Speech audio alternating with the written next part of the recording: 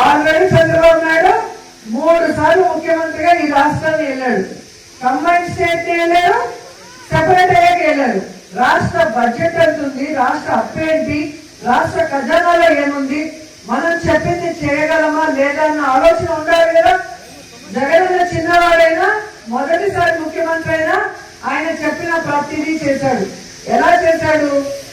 ఆయనే సంపద సృష్టించుకున్నారు, ఆయనే ప్రజలకు ఇచ్చిన మాటలు నెరవేర్చుకోవాలన్న చిత్తశుద్ధితో చేశాడు. చంద్రబాబు నాయుడు దిగిపోయే రోజుకి ఖజానాలో ఎంత ఉంది? 100 కోట్లు కూడా లేదు. మరి చంద్రబాబు నాయుడు లాగా అమ్మో ఏపీని అమ్మేయాలి, అమ్మో భయం వేస్తుంది, నేను చేయలేను, ఇలాంటి మాటలు ఎప్పుడైనా మాట్లాడారా? జగన్మోహన్ రెడ్డి ఎప్పుడు మాట్లాడలేదు. ఎందుకంటే మనం ఏం చేయగలమో అదే మేనిఫెస్టోలో పెట్టారు. పెట్టిన దాన్ని కరోనా వచ్చి రాష్ట్రానికి ఇన్కమ్ లేకపోయినా ఎవరు జీతం ఆపలేదు, ఎవరు వెల్ఫేర్ స్కీమ్ ఆపలేదు, ఏ డెవలప్మెంట్ ఆపలేదు. అది నాయకుడు అంటే.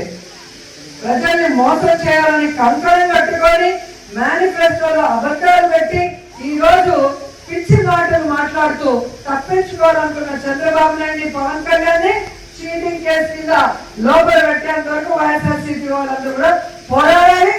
ఇప్పటికైనా ఆ కూటమి ప్రభుత్వం ఇచ్చిన వాగ్దానాలు నెరవేరిస్తే కనీసం ప్రజల్లో వాళ్ళకి కొంచెమైనా అయ్యో పాపమని ఆలోచించే అవకాశం ఉంటుందని కూడా ఈ సందర్భంగా తెలియజేసుకుంటున్నారు.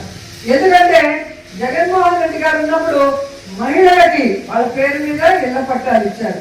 ఇక్కడ ఎన్హెచ్ మీద మీరు చూసారు, ఎంత మంచి చోట మనం ఇవ్వడం జరిగింది. నేను మంత్రి అయిన మొదటి క్యాబినెట్ లో ఈ నిండులో ఆగిపోయిన ల్యాండ్ అన్ని కూడా ఏ విధంగా జగన్ గారికి చెప్పి క్యాబినెట్ లో అప్రూవ్ చేసుకొని మనం ఇళ్ల పట్టాలు ఇవ్వడం జరిగింది. అది మీ మీద ఉన్న అభిమానం, నాకున్న అభిమానం, జగన్ అన్నకున్న అభిమానం.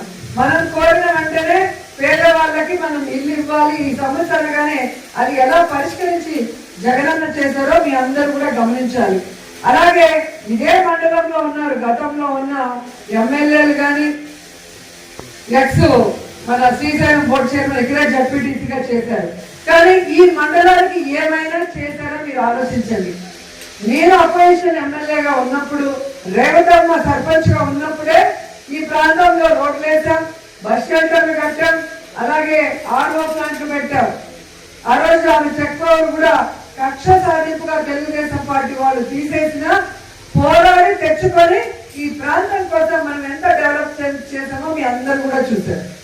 అలాగే ఈరోజు మన అధికారం వచ్చాక వారింటికి నేను భోజనానికి వెళ్ళినప్పుడు ఆ ప్రాంతంలో ఆ టెంపుల్ది శిథిలావస్థలో మొత్తం మట్టి దిబ్బగా ఉంటే ఏంటి అని అడిగినప్పుడు ఈ ప్రాంతానికి ఒక ఇంపార్టెన్స్ ఉంది, ఒక వెంకటేశ్వర స్వామి టెంపుల్ ఉండేది, ఆ విగ్రహాలన్నీ ఇప్పుడు చెన్నైలో మ్యూజియం లో ఉన్నాయి, ఇక్కడ టెంపుల్ ఉంటే ఊరు బాగుంటుంది, రోజు నిత్యం దీపం వెలిగించే ఒక టెంపుల్ ఉండాలి అని చెప్పి కోరినప్పుడు మనం ఏ విధంగా టీటీడీలో మరి అప్పుడున్న సుబ్బారెడ్డి గారిని కానీ ఆ తర్వాత కరుణాకర్ రెడ్డి గారిని కానీ మాట్లాడి ఫండ్స్ తీసుకొచ్చి ఆ టెంపుల్ ని కట్టించాము మనం చూసాం.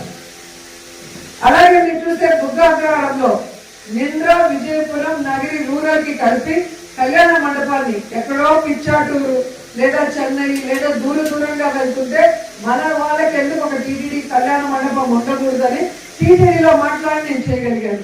అంటే నేను మొదటిసారి మంత్రి అయ్యాను, మొదటిసారి నేను అధికారంలో ఉన్నా కూడా ఈ ప్రాంతం వాళ్ళు కోరిన దాన్ని ఎలా చేయాలని సీనియర్లతో మాట్లాడుకొని ఆ విధంగా నేను అడుగులు వేశాను.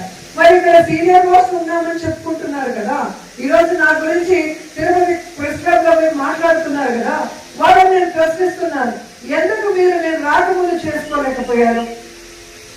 ఈ రోజు నేను చేసిన ఏమీ చేయలేదని ఎలా పచ్చి